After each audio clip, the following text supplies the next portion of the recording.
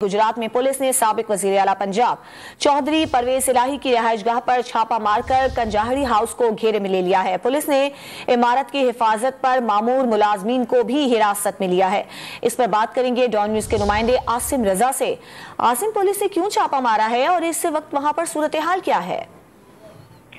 जी बिल्कुल, आज सुबह से गुजरात पुलिस की दर्जनों गाड़ियों ने अलग सुबह जो है वो रिहाइशगाह को अपने घेरे में ले लिया था और अभी तक जो है वो उस तरफ जाने वाले तमाम रास्तों की जो है वो नाकाबंदी कर दी गई है और उस तरफ किसी को जाने नहीं दिया जा रहा। ताहम अभी तक ज़राए के मुताबिक जो है वो यही है कि चौधरी परवेज इलाही इस रिहाइशगाह पर मौजूद नहीं थे, जबकि चौधरी मूनस इलाही जो वो भी बैरून मुल्क हैं और रिहाइशगाह के अंदर खानदान के बाकी अफराद या मुलाजमीन जो है उनके बारे में अभी तक कन्फर्म नहीं है कि किस चीज़ की जो है वो गिरफ्तारी जो है वो अमल में लाई जा चुकी है।